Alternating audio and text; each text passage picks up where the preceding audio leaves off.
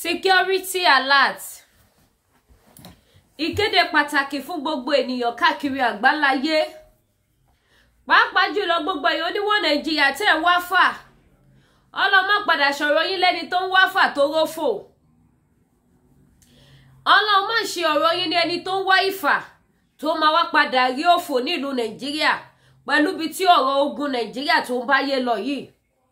Pẹ̀lú gbogbo àlàkọjá tá à ń fèsì nílùú Nàìjíríà. Pẹ̀lú gbogbo ọ̀nà jìbìtì tí ìjọba ìlú Nàìjíríà tún ṣẹ̀ṣẹ̀ lálẹ̀. Nísìn ẹ̀yin ìyá yìí bàbá, mo bẹ̀ gbogbo kí tó bá ń wo ètò ẹ bá mi share. Because federal government gọ́gọ́ fún ara wọn báyìí sìn. Wọ́n ti la ọ̀nà lẹ̀ fún àwọn 419 láti lè máa fi gbá àwọn èèyàn. Gbọ́ mi, Ọlọ́run á jẹ́ kálàyé mi kó yé yín. Àní federal government wọ́n ti la ọ̀nà sílẹ̀ fún àwọn 419 àwọn olè láti máa gbá àwọn èèyàn báyìí o. Kẹ́wo bí ta tún padà já sí. Kẹ́wo bí ta tún padà bára wa nísìn. Ìròyìn ti jáde nínú kókó níwé ìròyìn nínú rédíò wípé ìjọba fẹ́ máa fún àwọn èèyàn lówó. Ẹ wá fi ara balẹ̀ gbogbo ẹ̀yin ìyá mi, ẹ̀yin bàbá mi káàkiri àgbáláyé, kẹ́ wá wo bí tí ìròyìn náà tó wá padà end up sí. Kẹ́ wá wo outcome ẹ̀. Gbogbo ìdí tá ṣe ń sọ wípé àfi ká bọ́ lóko ẹrú ni. Ó ṣe ni láàánú wípé ọ̀pọ̀lọpọ̀ tí wọ́n jáde tó lọ ṣe protest, ariwo ebi ń pa wá, òun ni wọ́n pa. Ariwo àlówó lọ́wọ́, òun ni wọ́n pa. Nígbà tó yẹ kẹ́ pariwo wípé a fẹ́ bọ́ lóko ẹrú, a fẹ́ bọ́ lọ́wọ́ ìjọba amúnisìn. Now ẹ wo bí ta tún padà wá bára wa báyìí sìn. Ẹ wo outcome, ebi ń pa wá o, ìyà ń jẹ wá o. Ẹ wo ohun tí ó wá padà dà mọ́ wa lọ́wọ́. Ẹ wo ohun tó wá padà jáde lẹ́yìn ẹ̀ láti ọ̀dọ̀ ìjọba. Mo bẹ̀ gbogbo ojú tó bá wo fídíò yìí. Not because of me, but for the sake of our people. Àwọn tó jẹ́ pé ṣe làwọn ẹlẹ́rìí manage ayé wọn kọ́ mọ̀ bá lọ há sí trap. Mo ní àǹfààní àti sọ fún yín wípé èmi tí mo bá yín sọ̀rọ̀ Ìlédìkẹ́ Ìfẹ́olúwa show, èmi náà ti receive same message. Èmi náà ti ṣe kí ni, mo ti receive same message. Ṣùgbọ́n torí èmi ti já, ọmọ gbọ́rọ̀ lèmi. Èmi ti ṣe kí ni, mo mọ bó ṣe ń lọ, mi ò fall into that trap. Òun ló mú mi gbé kíní ìwá fún yín, kẹ́ wá fi etí yín balẹ̀, kẹ́ wá gbọ́ ohun táwọn èèyàn ti ń fèsì nísìn, kẹ́ wá bá wa share. Mo ṣe program kan some days ago tí mo sọ wípé ẹ má fọ́, ẹ má lọ kọ́ sí trap. Tí wọ́n bá sọ fún yín wípé ìjọba fẹ́ fún yín lówó, ẹ má fi wàdùwàdù, ẹ má fi ṣe. Ẹ má fi wàdùwàdù ṣe, kẹ́ má bá padà regret. Now ẹ bá mi fi ara balẹ̀. Kẹ́ gbọ́ news tó jáde nínú rédíò yìí. Kẹ́ wá gbọ́ outcome ẹ̀. Bí wọ́n tún ṣe ti la ọ̀nà lẹ̀ fún àwọn olè. Bí wọ́n ṣe tún ti la ọ̀nà lẹ̀ fún àwọn èèyàn láti kó sínú ewu burúkú, láti fall into trap burúkú. Kẹ́ wo bí federal government tún ṣe ti la ọ̀nà yẹn sílẹ̀. Àní ẹ jẹ́ ká lé gbogbo ìjọba burúkú dànù. Ẹ jẹ́ ká dá dúró. Tí ìjọba bá fẹ́ fún anybody lówó ní bank, wọ́n ní BVN everybody lọ́wọ́. Why tí wọn ò lè ránṣẹ́ sí gbogbo àwọn bank wípé ó yá gbogbo àwọn tó ní bank account, ó yá ẹ bẹ̀rẹ̀ sí ní send BVN wọn kí ìjọba dé bẹ̀rẹ̀ sí ní credit account wọn. Why announcing this? Ẹ má jẹ́ kó yà yín lẹ́nu. Ṣé ti gbọ́ ohun tí Governor Ṣèyí Mákindé sọ? Okay, ẹ ti gbọ́. Mo ń bọ̀ bí ó ti wá já rank. Ó ní irọ́ ni Tinubu pa, wọn ò fún àwọn lówó. Tó bá jẹ́ tòótọ́ owó yẹn really ni, wọn ò nídìí àti ṣẹ̀ṣẹ̀ máa lọ gbé sínú rédíò. Kí rédíò máa announce wípé federal government fẹ́ fún àwọn èèyàn lówó. Débi tí wọ́n máa la ọ̀nà sílẹ̀ fún àwọn olè, àwọn scammer, àwọn 419 láti máa wọnú àkáǹtì èèyàn. Wọn ò ní kankan ṣe. Àtọdún tó ti pariwo wípé wọ́n fẹ́ fún àwọn èèyàn lówó, wọ́n fẹ́ fún àwọn èèyàn lówó. Ṣé owó náà gbà rí gbà? Wọ́n pariwo palliative, rí palliative. Náà ẹ tún wá wo àkóbá àdábá tí wọ́n tún wá dá sílẹ̀ fún àwọn èèyàn. Eléyìí ni mo wá bẹ̀ gbogbo ojú tó ń gbọ́ mi, gbogbo ojú tó ń wò mí, etí tó ń gbọ́ mi pé ẹ bá mi share eléyìí kí àwọn èèyàn wá lè tètè já. Gbogbo àwọn tó lówó ní bank account ní Nàìjíríà kọ́ máa lọ fall into trap o. Wọ́n ti message mi, mo ignore ni because mi ò wọ́wọ́ ọ̀fẹ́. ògo ni mo fẹ́ gbà. Ẹ má fún mi lẹ́ja jẹ. Èmi fúnra mi mẹ́ja pa. Ẹ má fún mi lẹ́ja jẹ. Ìjọba Nàìjíríà fẹ́ fún yín lẹ́ja jẹ ni. Wọn ò kọ́ yín bó ṣe ń pẹja. Ẹ̀yin tẹ́ mẹ́ja pa gan. Wọn ò fún yín láǹfààní láti pa ẹja. Ìyẹn lèmi ò fẹ́. Èmi náà fẹ́ máa pa ẹja ni. Kéèyàn kan má fún mi lẹ́ja tí mo kàn jẹ́ pé òórùn ni máa gbọ́. Kò lè débi tó máa dé sàlẹ̀ nú mi. Mi ò fẹ́ rú ẹ̀. Náà ẹ wá bá mi gbọ́ o. A ti ṣe nǹkan lọ́wọ́ Nàìjíríà. Bá ṣe ń gé wọn lọ́wọ́ ni wọ́n ń bọ̀ òrùka. Ni wọ́n fa àkóbá àdábá fún àwọn èèyàn. Ó yá ẹ bá mi gbọ́. Tí a bá ń gbọ́ ohun yìí, ẹ rí i pé gbogbo àwa tí a bá gbọ́ kókó inú ìwé ìròyìn tí wọ́n kà ní Bond FM ní àárọ̀ yìí. Ṣé gbọ́? A rí i pé wọ́n kà jáde nínú àwọn ìwé ìròyìn wípé federal government wọ́n release owó kan fún àwọn ọmọ Nàìjíríà láti máa jẹ́gẹ́ bí palliative fún wọn. Wọ́n ní àwọn tí wọ́n target àwọn ọmọ Nàìjíríà tí wọ́n target wọ́n 200 million pé wọ́n á máa pín owó yẹn fún wọn. Mo rò pé yẹn ni àwọn tí wọ́n máa fraud àwọn èèyàn tí wọ́n gbọ́. So kò pẹ́ tí a gbọ́ ìròyìn tán bí mo ṣe receive call nìyẹn. Call yẹn ń pè wípé àwọn ń pè láti headquarter First Bank tó wà ní Marina wípé federal government ní pé káwọn máa credit àkáǹtì àwọn customer àwọn tí báwọn bá ṣe wo ìtọ́ wà lórí àkáǹtì wọn sí. Àwọn yẹn pè mí wípé mo qualify láti pé káwọn credit àkáǹtì mi ní owó tí federal government tí wọ́n yọ̀ǹda pé káwọn máa credit àwọn ọmọ Nàìjíríà pé 30,000 àwọn fẹ́ credit mi pé kí n fún àwọn ní expiring date tó wà lórí ATM mi.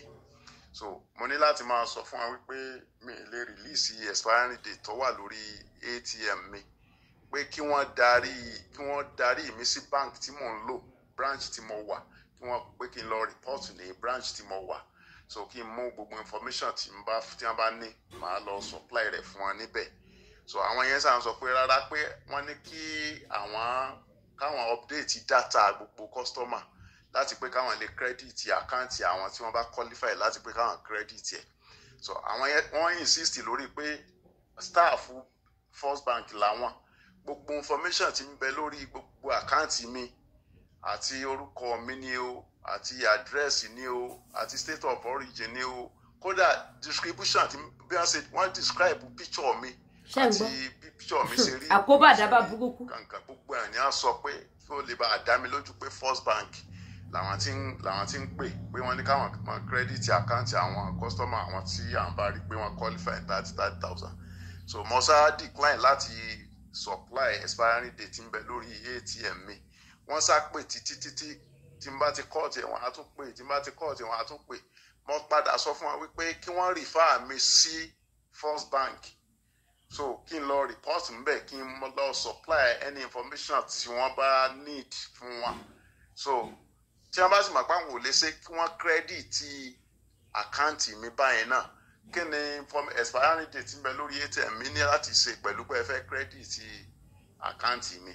Mo rò pé ìgbà tí gbọ́ pé federal government sọ pé àwọn ti release owó kan fún àwọn banks láti pé kí wọ́n credit àwọn bí 100 million náà àwọn ọmọ Nàìjíríà pé federal government ló fún wa lówó yẹn ó ti release owó yẹn gbogbo alágbọ́nù kókó inú ìwé ìròyìn ní àárọ̀ yìí. So kóńkàǹkù lè wà very careful torí pé àwọn 419 wọ́n á fẹ́ take advantage pé àwọn èèyàn ti gbọ́ wípé federal government wọ́n fẹ́ credit àkáǹtì àwọn ọmọ Nàìjíríà kan bí 100 million ọmọ Nàìjíríà. So therefore wọ́n á fẹ́ take advantage láti pé kí àwọn máa fraud àwọn èèyàn. So ẹ jẹ́ kí gbogbo wa wà very very careful.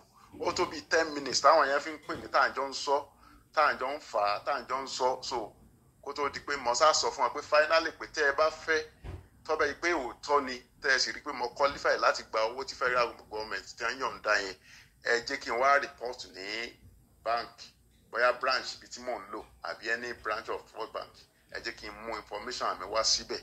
So mo sá kọ́ tiẹ̀ so aṣáájọ parí ẹ̀ síbẹ̀ yẹn nítorí jẹ́ ká gbélé ìjáde ní pé fún wa ni pé ẹ jẹ́ kí gbogbo wa náà ká wà very vigilant ká wà very careful ká má release information fún àwọn kan tí wọ́n bá béèrè rẹ̀. So instead tá a fi release ẹ jẹ́ ká sọ fún wa pé kí wọ́n jẹ́ ká wá sí báǹkì. So Ọlọ́run kó má jẹ́ ká bọ́ sí ọwọ́ àwọn tí wọ́n máa dáni lóró. Ọlọ́run kó máa fi sọ ẹ̀ sọ wa. Ọlọ́run kó bá wa tún Nàìjíríà ṣe.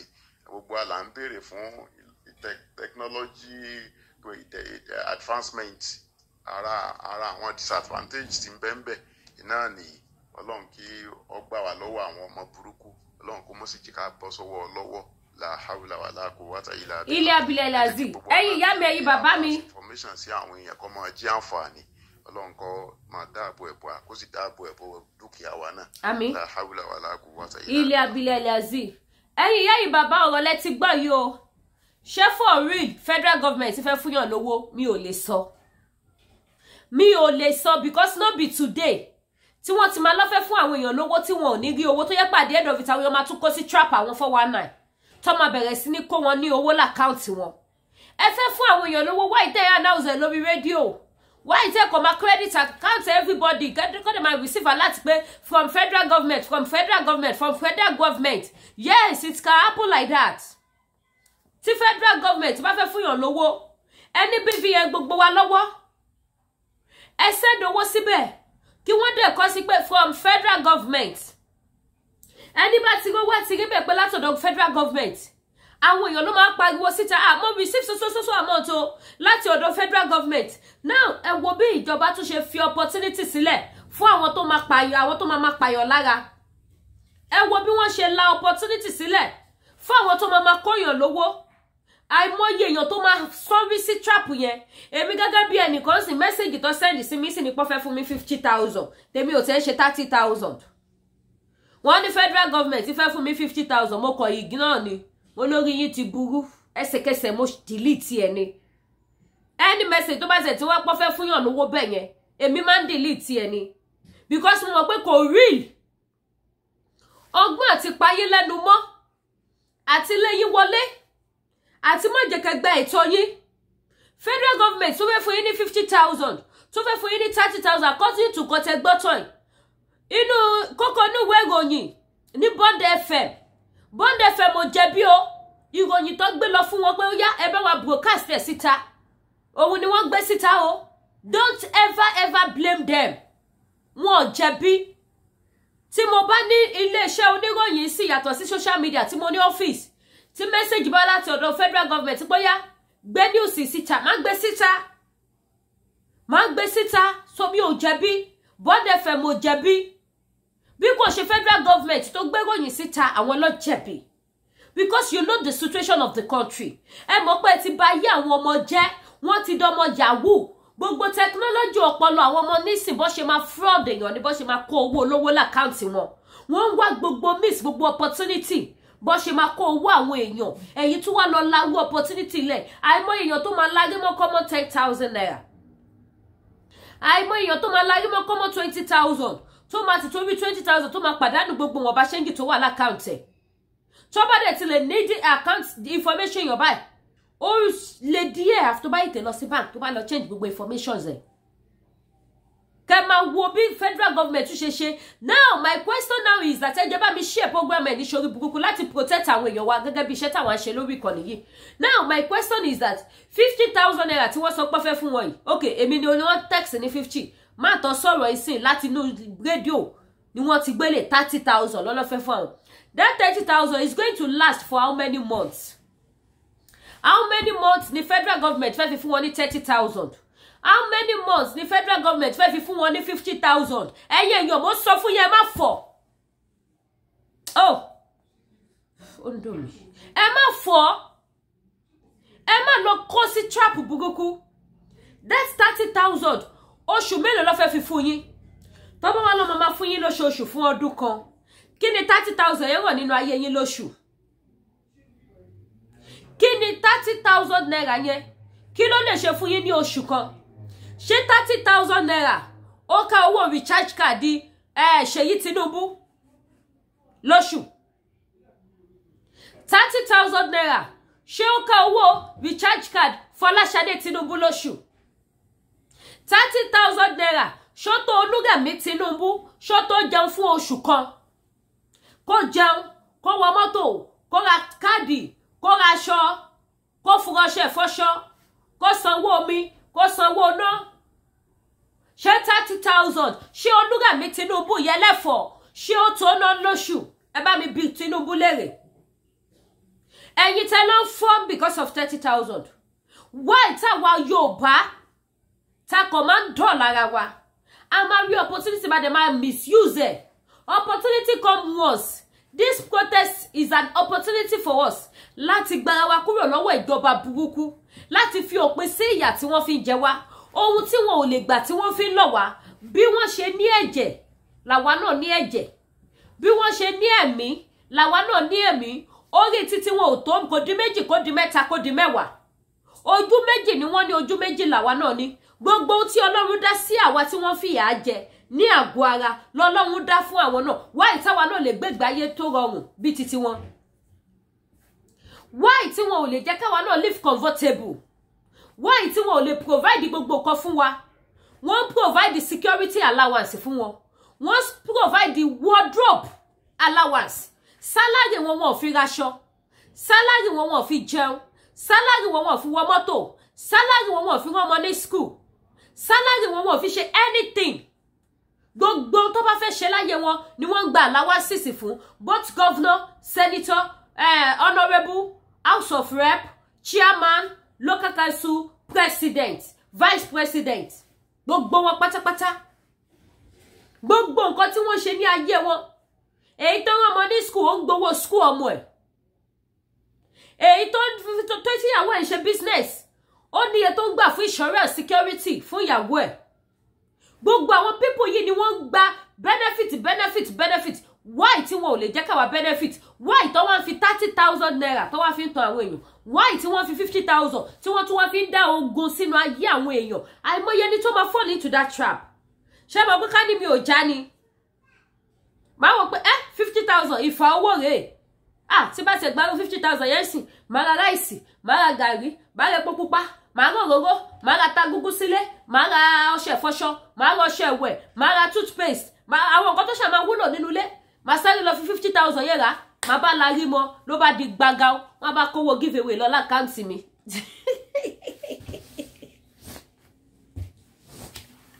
Owó giveaway, àwọn ní giveaway tí yóò níyà kó fún mi pé kí n fi ṣe giveaway fáwọn èèyàn, wọ́n bá kó lọ nínú àkáǹtì mi, ojú abada wáì. Ṣé mo gbọ́ báwọn èèyàn ṣe máa fall into that trap nìyẹn?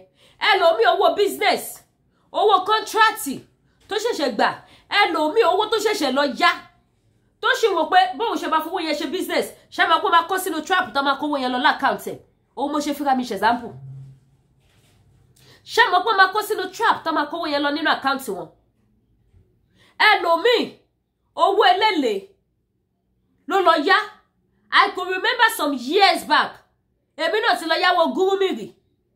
Gurumi mo ti yarí. Èmi kò wà lock. Tí bá lọ yá owó bẹ́ẹ̀ yẹn tún máa ń gbé mi lówó lọ gbẹ̀yìn ni. Mo lówó ní Gurumi office, mo lówó ní Susun. Ẹ̀yin tẹ́ bá ti jẹ́ ọ̀gá ní iléeṣẹ́ Susun, ó dà pé yẹ kí n sue wọn because owó tí mo ní bẹ́ẹ̀ is not owó kékeré. Wọ́n dẹ̀ tẹ owó mi mọ́lẹ̀ more than 10 years in bó tẹ̀ ti jù bẹ́ẹ̀ lọ. Àwọn Susun tí wọ́n ní ọ́fíìsì sí head office sí mo fẹ́ rántí bí test office wọ́n wà ní o bíbá ipá mi lórí ibi mo fẹ́ rántí orúkọ bẹ̀ ni o. Owó tí mo ní níbẹ̀ ní ọdún náà lọ́hùn, àwọn people ìtẹ owó mi mọ́lẹ̀. Iye ẹ̀yẹ tí mo sọ lọ, I have more than 75,000. It's a lot of money. Nígbà yẹn kì í ṣọ̀rọ̀ 10 years lọ́rọ̀ tí mo sọ yìí o. Susun tẹ owó mi mọ́lẹ̀, owó eléle mo lọ yá ń bẹ̀. Mo ṣe yáwó yẹn tó báyìí lọ́lọ́ ṣe yanu fún mi. Mo dá wọn padà fún wọn, mo wá bẹ̀rẹ̀ sí ní save owó síbẹ̀ pé jẹ́ fi ṣe bank kí máa kówó sí. Owó mi wọlé dé ní ilé ni mi ò rí gbà. Gurumi náà same tí owó mi wà ń bẹ̀. Ecobank náà owó mi wà ń bẹ̀. Ó wọlé gbé mi ò rí gbà. Old ó ti pẹ́ o, àwọn yẹn ti pẹ́ o, but tó wà ń bẹ̀. Tẹ́ bá mọ àwọn ọ̀gá tó wà ń bẹ̀ kí n fún wọn ní information mi bí àmà ṣíra owó yẹn gbà sí mo nídìí owó. Now ẹ jẹ́ wá padà sórí business orí ọ̀rọ̀ gidi tá à ń bá lọ tí mo ṣẹ̀fẹ̀ tó. Wọ́n mọ̀ wọ́n pé lè di ké pẹ̀lẹ́fẹ̀. Ẹ mọ̀ pé mi ò lè bá ṣẹ̀fẹ̀ ẹ má bínú. Ọ̀rọ̀ gidi tá wá ń sọ lọ. Ṣé ẹ mọ iye èèyàn tó máa sínú trap yẹn? Ẹlòmíì ó lè ti máa tẹ button owó tó fẹ́ fi ṣe business. Kó ti máa tẹ button, kó ti máa tẹ button, kó ti máa tẹ button. Kó jẹ́ pé gẹ́lẹ́ tó wó yẹn wọlé sí account ẹ̀ báyìí. Náà làwọn ọmọ burúkú tí ìjọba ti la fún wọn ní opportunity àti kówó èèyàn lówó làwọn náà máa perú èèyàn bẹ́ẹ̀ a bá ju information sílẹ̀ a ní ohun tó lè mú àwọn ilé-iṣẹ́ rédíò ńláńlá tó ń gbóhùn sáfẹ́fẹ́ tí wọ́n lè sọ á jẹ́ pé kinní yẹn rí meanwhile kò rí ó lè ní federal government fúnra rẹ̀ kò rí ẹ bọ́ síta èyí tí federal government fún lówó rí ẹ bọ́ síta kẹwàá sọ kò rí ó lè ní wọ́n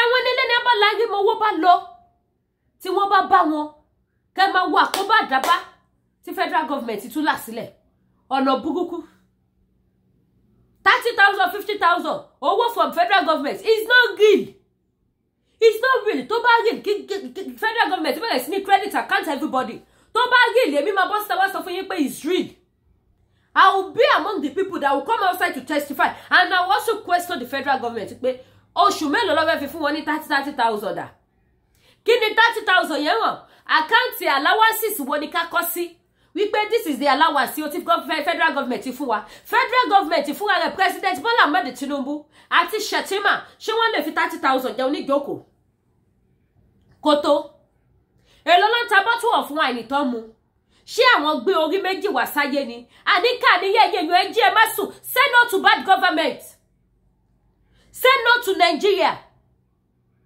Nigeria is a scam country. Orílẹ̀-èdè ọ̀kánjúà olè ọ̀fọ́n òun lórílẹ̀-èdè Nigeria. Tí Jésù máa fi dé ẹ̀ lè ní good government nílùú yẹn. Tí ayé bá ṣì ń jẹ ayé, tí ẹ ṣì ń pariwo wọ́n Nigeria ẹ̀ lè ní olórí gidi. Kò sí ẹni náà tó fẹ́ wá rúlu Nigeria yẹn tí ẹ máa gbádùn ẹ̀ mọ́ láyé àti láyé. Ṣé rí gbogbo géèmù tó ń play fún yín sìn? Tó sáré bá yín increase owó àwọn òṣìṣẹ́ mo gbọ́dọ̀ ní I'm not sure bóyá òótọ́ ló ti increase rédíò náà ló gbé jáde àti mọ̀ bóyá òótọ́ ni bóyá rọ́ ni ṣùgbọ́n àwọn ata ìrẹsì nǹkan kan wọ́n bá yín já owó ẹ̀ wálẹ̀ díẹ̀díẹ̀ iye á jẹ ṣége sí yín lára ẹ regret wípé ẹ rí opportunity ẹ misuse ẹ ṣebí wọ́n ní kẹ́ bọ́ sákẹ́ lọ ṣe protest ilẹ̀ Yorùbá ẹ̀kọ́ ẹ̀ bọ́ síta nítorí àwọn Yorùbá dé ṣò sọ pé kẹ́ bọ́ síta nítorí ẹ̀ ní bọ́ síta àbí bẹ́ẹ̀ kọ́ they play ẹ máa learn in a hard way gbogbo yín ṣebí àwọn wo give away kiri lórí social media ẹ máa learn in a hard way ẹ bọ́ síta kẹ́ lọ jà fún ẹ̀tọ́ yín ẹ bọ́ síta kẹ́ gbára yín ṣé gbogbo nǹkan tó bá yín reduce nísìnyí ẹ by the time tí ìyẹn bá máa jẹ yín báyìí ẹ ní bí owó rà wọ́n ta àpò ráìsì ní 20,000 kì í ṣe tí èpè ẹ ní owó rà ní Nàìjíríà yẹn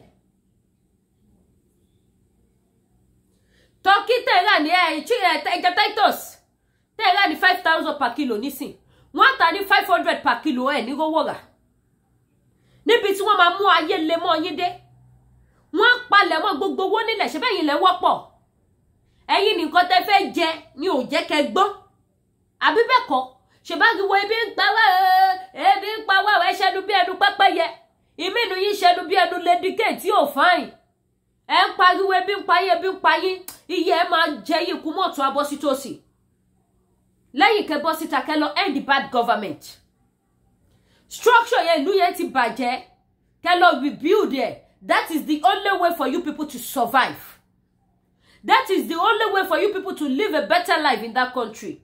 But without that, you will keep on crying every blessed day. You will cry from morning to night.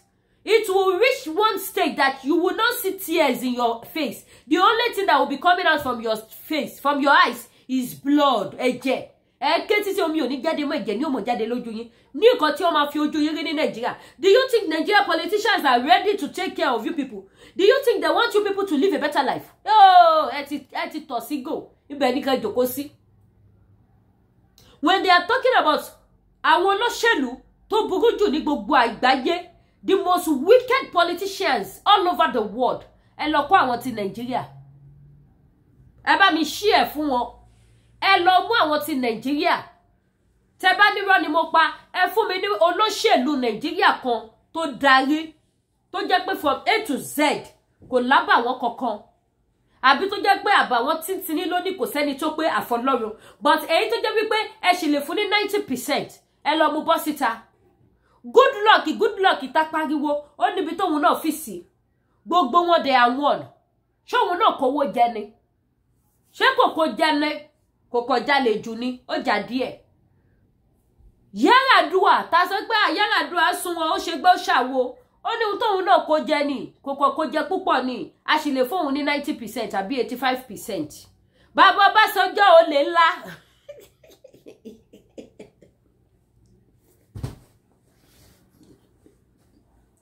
Bàbá Ọbásanjọ́ olè tó gbọmọ ọ̀dọ̀ ẹ bọ́ra òun sọ lórí ìyẹn jalè títí gbogbo ilẹ̀ tó yẹ kó fi ṣe agriculture fún Nàìjíríà ni Bàbá Ọbásanjọ́ gbẹ́sẹ̀ lé oko ọba lágége ṣé Bàbá Ọbásanjọ́ ló nílẹ̀ ṣebílẹ̀ Nàìjíríà ni ṣebẹ́ra àwọn agric land ilẹ̀ Nàìjíríà ni Bàbá Ọbásanjọ́ gbẹ́sẹ̀ lé èyí tó wà lọ́nà Ìgbòho ọkọ̀ ṣe fẹ́ǹsì sí tí ẹ bá débẹ̀ yẹn kábíyèsí Ẹlẹ́dùmarè ibẹ̀ yẹn lásán ó ti tó kí wọ́n gbé oúnjẹ síbẹ̀ kí àwọn Ọ̀yọ́ state kọ́ máa lọ rà á Bàbá Ọbásanjọ́ ṣe fẹ́ǹsì pa síbẹ̀ ó ti bẹ̀ pa ni mi rò bí bàbá gan rántí ẹ bá ń sẹ́ndì fídíò ìṣẹ́ bọ́ra òwú mi rò bọ́ rántí páwọn tiẹ̀ ní fáàmù kan sọ́nà ọbẹ̀ yẹn mélòó bẹ́ẹ̀ ibi táwọn náà gbalẹ̀ sí so olè ńlá làwọn náà kì í ṣe olè kékeré I'm not sorry to say it bàbá Ọbásanjọ́ Obìgẹ̀ ẹ má bínú olè ńlá nìyí tẹ́ bá wo fídíò yẹn ṣe olè kékeré so ìwọ ló sunwọ̀n nínú gbogbo wọn ẹ bọ́ síta kẹ́ wá sọ látara wípé kíni wọ́n ti dàgbà sí bí olè jíjà ní ìlú Nàìjíríà òun náà ni wọn ò ṣe fẹ́ kú òun ni wọn ò ṣe fẹ́ fi póòsì yẹn sílẹ̀ sẹ́yìn fẹ́ yín ọ̀dọ́ tí ìyà jẹ tẹ mọ válù owó tẹ ní ìtara ọmọlàkejì tí ẹ ti pàṣù ìyà tí ẹ máa ní feelings fẹ́ni tí yàn jẹ pé ìgbà tí mo wà nírú position yẹn kò easy o àlàkọjá tó lágbára òun lẹni yẹn ńlá yẹn o wọn ò ní jẹ́ kẹ́yìn tẹ máa nírú feelings yẹn débẹ̀ àwọn ò jìyà láti bẹ̀rẹ̀ pẹ̀pẹ̀ ayé títí wọn owó ni wọ́n ń jẹ èyí tó lọ sẹ́wọ̀n ó jẹ owó ni kí ló gbé Bàbá Ọbásanjọ́ lọ sẹ́wọ̀n kí ló gbé wọn lọ sẹ́wọ̀n ṣé ìyà oríta títì ló gbé wọn lọ sẹ́wọ̀n so èyí tó lọ sẹ́wọ̀n ni wọn olè owó Nàìjíríà kíkó jẹ iná ni iṣẹ́ Nàìjíríà ló gbé lọ sí ẹ̀wọ̀n so wọ́n ti dàgbà síbẹ̀ wọ́n ti ṣe kíni wọ́n ti kọ̀ràn and they are not ready to repent they are not ready to change bọ́dẹ̀ ṣe náà ni wọ́n mú àwọn ọmọ wọn ni wọ́n initiate wọn nígbà yẹn Bàbá Ọbásanjọ́ ẹtì ẹ̀gbọ́n náà ó tójọ́ mẹ́ta Ìyábọ̀ Ọbásanjọ́ ìbò lọ́wà tẹ bá gbúrò ìyá ẹ bá ń kí wọn ó tójọ́ mẹ́ta tá gbúrò wọn lórí social media nígbà yẹn Bàbá Ọbásanjọ́ àwọn náà kí Ìyábọ̀ bọ̀bì kan ni ó sọ di senator nígbà yẹn Tinubu ó sọ ìyàwó ẹ̀ di senator ó tún kọ́ opportunity president ó tún ti ní Ṣèyí náà mọ́ kò ní ṣọ́ọ̀kì yín wípé when they are talking about Lagos state government in future Ṣèyí Tinubu máa jẹ governor ní Lagos state kò síbẹ̀ ṣe lè ṣe ọmọ Tinubu ọmọ president Bọ́lá Ahmed Tinubu ó máa jẹ senator ó máa jẹ governor ní Lagos state including senator ṣe mọ iye ọmọ tí Tinubu bí ni ariwo ọmọ mélòó lẹ́gbọ́n ta lẹ́yìn Ṣèyí Tinubu àti Fọláṣadé Tinubu gbogbo ọmọ tó kù wé àdé ẹ̀yin mọ̀ bí ẹ senator ní gbogbo wọn tí wọ́n ra cover face kẹ́ má mọ̀ àwa sọ fún ẹ̀yin pé kẹ́ bọ́ síta kẹ́ lọ ṣe protest kẹ́ gba ògo yín ẹ̀yin wá jókòó sí kọ̀rọ̀ yàrá ẹ̀ ń wá give away kiri lórí social media ẹ jókòó sí kọ̀rọ̀ yàrá wọ́n tún wá fẹ́ kó bá yín látara wípé wọ́n lọ fẹ́ fún yín lówó àwọn fọ́wọ́n ànàyà tún wá bẹ̀rẹ̀ sí ní pẹ́yìn ìwọ̀nba tọ́rọ́ kọ́bọ̀ tó kù sákàtì yín tẹ̀wọ́ra fi ń ṣayé yín wọ́n tún kó bá yín wọ́n tún kó mọ́ yín lọ́wọ́ ṣe ti rójú ayé yín lóde ṣe ti rí ohun tó máa ń ṣẹlẹ̀ sí aláìgbọràn nígbà tí Ọlọ́run la ọ̀nà lẹ̀ fún yín tó bá yẹ pé gbà tó lanà lẹ̀ fáwọn ọmọ Ísírẹ́lì wọ́n ṣaláìgbọràn ni wọ́n máa ní délẹ̀ lérí wọn ṣùgbọ́n àwọn gbọ́ràn ṣùgbọ́n ẹ̀yin ọmọ Yorùbá ẹ̀yin ò gbọ́ràn tiyín ọlọ́mọ wà jẹ́ kú sínú ogun Nàìjíríà ṣe mọ new plan tó lọ lọ́wọ́lọ́wọ́ sí láàrin àwọn Arẹwà ẹ wò mi ò ní rojọ́ jù dúpẹ́ tó bá ti ṣẹlẹ̀ kí wá rẹ́rìn Arẹwà àti Haúsá ṣe mọ géèmù tó ń gbá lọ́wọ́lọ́wọ́ báyìí sìn àwọn Haúsá ti ṣe tó sìn wọ́n fẹ́ gba agbára padà lọ́wọ́ Fúlàní náà ti ká wípé àwọn wèrè wọ́n fẹ́ gba agbára wọn padà ṣe mọ̀ pé ńgbà tó máa gbágbára lẹ̀ wọn ò gbágbára fún Fúlàní ajákẹ́ mọ́ wọn lọ́wọ́ ni Yorùbá Yíbò àti Haúsá àwọn tó ní Nàìjíríà nìyẹn àwọn tó gbé power yẹn fún nìyẹn ṣùgbọ́n gbà tí Yorùbá ti sùn tí Yíbò náà sùn tó tóhùn gbé àti Haúsá àwọn àti Mọ́là àwọn Arẹwà wọ́n wá ọwọ́ ṣe kíni ọwọ́ ajákẹ́ mọ́ wọn lọ́wọ́ nísìn àwọn Haúsá ti àwọn Mọ́là ti jínsìn àwọn mọ́là ti jíǹsì wọ́n làwọn ò bá Haúsá ṣe kò sí nǹkan tó ń járe wá kò sí nǹkan tó ń jẹ́ kinní kan wọ́n jọ ń play game ẹ má lọ jí ẹ̀yin ọmọ Yorùbá kẹ́ tètè mọ ọmọ ẹni tẹ́ ẹ̀ ń ṣe kọ́ má bá padà fi yín gbá géèmù tó wà nílẹ̀ láàrin wọn ìsìn àwọn méjèèjì sìn báwọn olórí wọn ṣe ń jáde year and year nìyí with different ọ̀rọ̀ Arewa kò fẹ́ kí Haúsá kó gbapò kí mọ́là gbapò padà that's Haúsá àwọn Fúlàní l'Arewa wọn ò fẹ́ kí Haúsá kó gbapò padà lọ́wọ́ Fúlàní ò fẹ́ release power yẹn àwọn méjèèjì wá tí gbọ́n fira wọn gbá géèmù sí òun ló dífá fún àwọn Haúsá tí wọ́n ṣe tètè àwọn Fúlàní tí wọ́n ṣe tètè lọ gbé flag wọn jáde táwọn náà ti ní logo Arewa logo ẹ̀yẹ jòkó síbẹ̀ ẹ má máa fojoojúmọ́ plan ara yín kẹ́ dìde kẹ́ gbárùkù ti àwọn olórí yín kẹ́ dìde kẹ́ gbárùkù ti àwọn tó dúró pé kí ìran Yorùbá bọ́ lóko ẹrú kẹ́ sowọ́pọ̀ pẹ̀lú wọn láti lè fi bọ́ lóko ẹrú kí ogun tó wà nílẹ̀ kó má bàa kó yín lọ géèmù burúkú ló ṣẹlẹ̀ lọ́wọ́lọ́wọ́ báyìí sìn géèmù burúkú òun ló lọ lọ́wọ́lọ́wọ́ ẹ jọ̀ọ́ ẹ̀yin tí ẹ bá fẹ́ ra product iléeṣẹ́ TN Natural Herbal ẹ pè mí lórí WhatsApp number ẹ̀yin tí ẹ fẹ́ treat jẹ̀díjẹ̀dí ẹ fẹ́ treat manpower ẹ fẹ́ treat big tummy ẹ fẹ́ kó flat ẹ fẹ́ treat body pain ẹ fẹ́ treat diabetes ẹ pè mí kí n fún yín ní phone number iléeṣẹ́ TN Natural Herbal ẹ̀yin tí ẹ bá fẹ́ lo body cream tó lágbára tó wà pagidi tó máa jẹ́ kẹ́ mọ́ láti òkè délẹ̀ tí skin yóò ní kàlákìmí tẹ́ fẹ́ tún body yín ṣe dáadáa ẹ pè mí kí n fún yín ní phone number iléeṣẹ́ Danari Skin Care Danari Skin Care ló lè ṣe o tẹ́ bá rí tí Lady K ń glow tí kọ́lọ̀ mi yọ tí mo lo fóònù tó gbádùn tí kọ́lọ̀ yẹn gangan jáde síta iṣẹ́ ọwọ́ Danari Skin Care ni ẹ̀yin tún lè lo èyí tó tún dájú tọ̀dọ̀ ti tèmi lọ iléeṣẹ́ Danari Skin Care ló ń ṣe so gba ẹ̀yin tó yẹ pé fèsì yín nìkan lẹ́kọ̀ọ́ wà kan tẹ́ máa lò sí láti fi tún fèsì yín ṣe ẹ pè mí lórí WhatsApp number tẹ́ wò lójú screen yìí kí n fún yín ní phone number iléeṣẹ́ Danari Skin Care wọ́n ní face soap wọ́n ní face cream wọ́n dẹ̀ ní face cleanser tẹ́ lè lò tí face yín máa fine tó máa look good tẹ́ dẹ̀ ní ever regret pé lo product wọn tẹ́ bá dẹ̀ fẹ́ tó máa yẹ kí gbogbo skin yín kó mọ́ bákan náà tí ò ní ní two colour wọ́n ní either ètèyàn tó pupa gan ni àbẹ́yàn tó kọ̀ ra mọ́ra fẹ́rẹ́fẹ́ bí ti tèmi àbẹ́yàn tí ò tẹ̀ tún mọ́ra jù tó mi tí ò mọ́ra tó mi iléeṣẹ́ Danari Skin Care wọ́n ní wọn lóríṣiríṣi so ẹ pè mí kí n fún yín ní phone number wọn kẹ́ lè place order titi yín ojú òní ti wà ní ṣàṣetì ẹ jí ẹ má sùn o àníri jù bẹ́ẹ̀ lọ lórí ètò gbogbo ẹ̀yin tí ẹ bá fẹ́ support ministry wa ẹ jọ̀ọ́ WhatsApp number nìyẹn tẹ́ lè fi support wa ẹ pè wá èyí support tẹ́ bá fẹ́ fún mi Bismillah mo wà available ẹ̀yin tí bá fẹ́ support mi fún ti laptop tí mo fẹ́ ra ìjọ torí tọ́ lọ́rùn wọ́n ní tá bá pẹ́ lórí mi èṣìkè ṣe á bá wa níbẹ̀ ẹ wà tìgbà tí laptop mi ti bàjẹ́ sí more than 1 month tí mo ti ń pariwo mo dẹ̀ dúpẹ́ lọ́wọ́ ẹ̀yin tẹ́ ti fún mi ní owó wẹ́ẹ̀ kí ló ti ń pè laptop tí mo fẹ́ rà mo ti rọ́ ní $1,000+ mo dẹ̀ rọ́ ní $900+ so ẹjọ́ torí Ọlọ́run ẹ support mi ò fẹ́ ra kékeré òun ló fà kékeré yẹn máa tètè bàjẹ́ pẹ̀lú iṣẹ́ wa yìí tó bá dé stage kó a máa hang network a máa lọ lórí ẹ̀ so nílá ni mo fẹ́ rà so ẹ support mi ojú òní tìyìn bówó bá ṣe mọ lògó ṣe mọ ni tẹ bá ní Lady kí ó yá laptop tó wọ́n jù tó wà pa jù ni mo fẹ́ kó fi rà gbà $2,000 Bismillah bàbá dẹ̀ ní àkó irọ́ mi ní tó bẹ́ẹ̀ $100 ni mo ní Bismillah àjọmọ́ra wọn á ṣe kí ni àdòdìdì ojú òní tiwa ẹ ṣeun gan o ire o.